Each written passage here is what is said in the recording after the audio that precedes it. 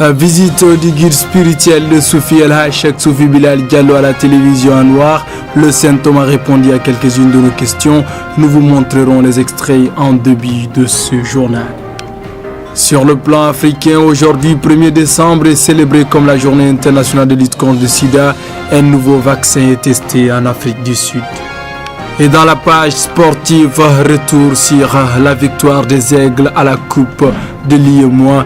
Ils ont battu hier soir la Côte d'Ivoire par le score de 1-0. Mesdames, Messieurs, bonsoir et bienvenue sur cette édition. Je vous le disais dans les titres, le guide spirituel de la communauté musulmane de Soufi, El-Hachek Soufi Bilal Diallo, a rendu visite à la télévision en noir.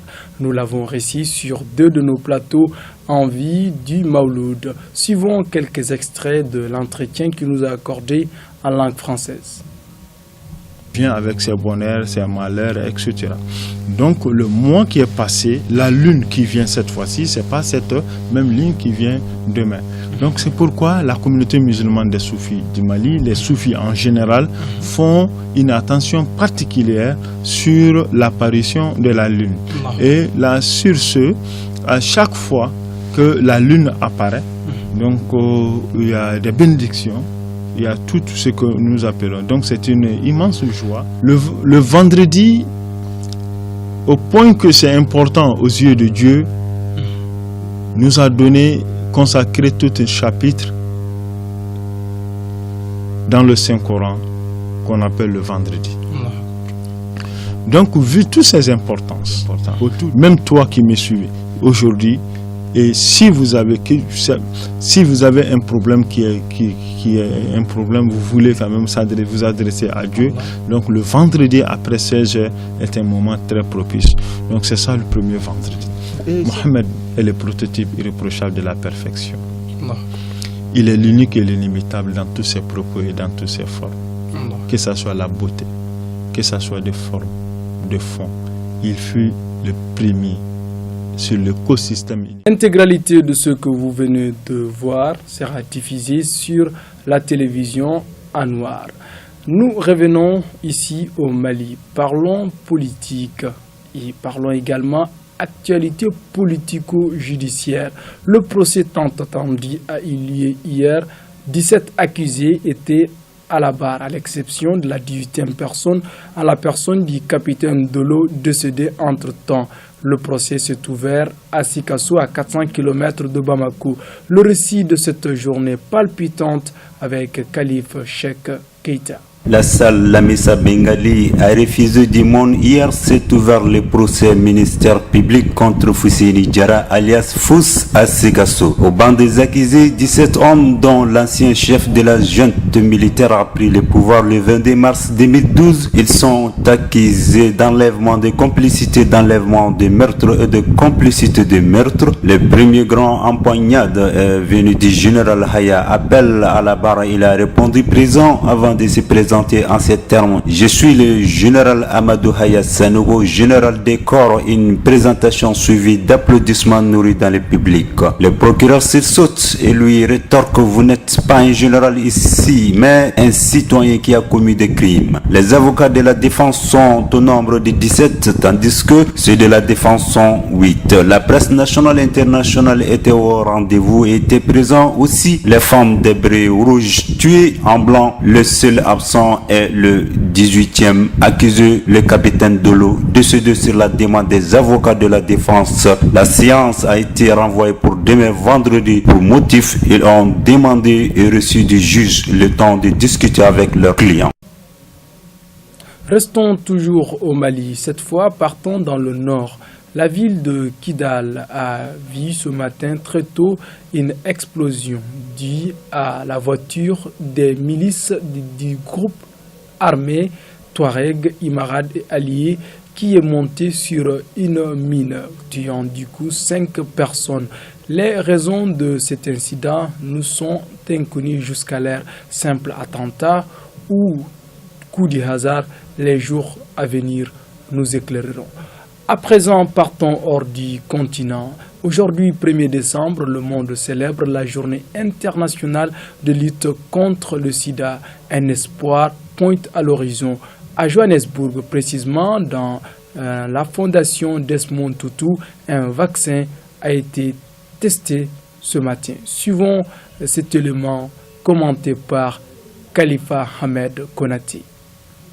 C'est le centre Desmond Tutu de Johannesburg en Afrique du Sud qui a accueilli ce matin l'équipe de chercheurs et les premiers volontaires venus se faire injecter le vaccin contre le sida. Cela en présence de plusieurs journalistes du monde. Ce vaccin en développement depuis plusieurs années, son premier test a eu lieu en 2009 en Thaïlande. 30% des personnes vaccinées cette année-là ont été immunisées.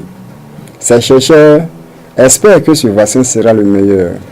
Le taux de personnes infectées a augmenté dans le monde. La zone la plus touchée est l'Afrique subsaharienne. À présent, hors du continent, direction le Moyen-Orient.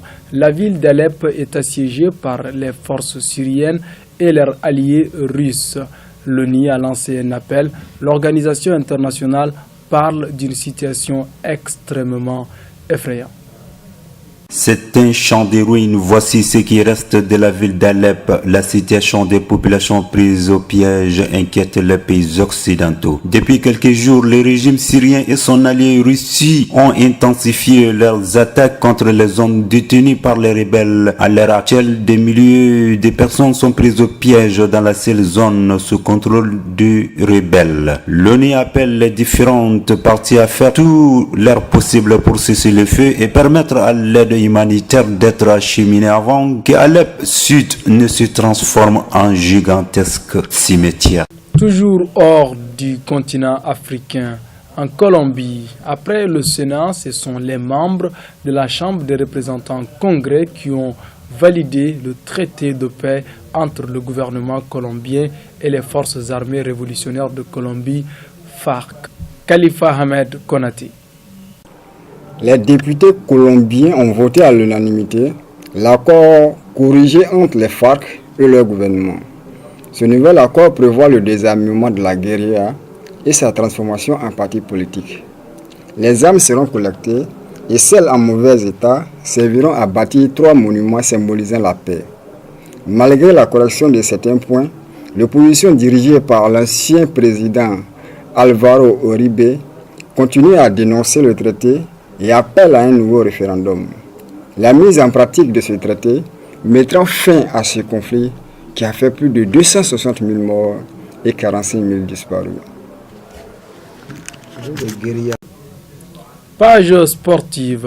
Nous terminons cette édition avec cette nouvelle qui va réconforter plus qu'un.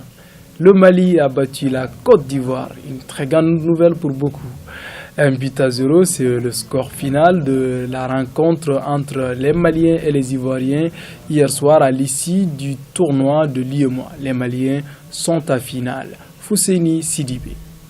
Pour la 3e fois, les locaux maliens joueront une finale du tournoi de l'UEMOA. Ils ont gagné leur homologue de la Côte d'Ivoire à l'issue d'une rencontre très serrée. C'est par le score minimum et vital d'un but qu'ils ont inscrit leur nouvelle chance de remporter le trophée sous-régional. Les joueurs de Djibril Dramé se disent très confiants pour ce titre. Voilà, espérons que les hommes de Djibril Dramé iront plus loin que beaucoup et vont concrétiser le rêve des Maliens qui se sont bités 3 fois à la finale de cette même coupe. Espérons que cette 4e fois souriront à nos aigles au grand plaisir de toutes les populations maliennes. Mesdames, Messieurs, c'est sur cela que se referme cette édition que nous avons eu l'immense plaisir de vous présenter. Moi et l'ensemble de la rédaction vous souhaitent des excellents moments en compagnie de la télévision Anwa.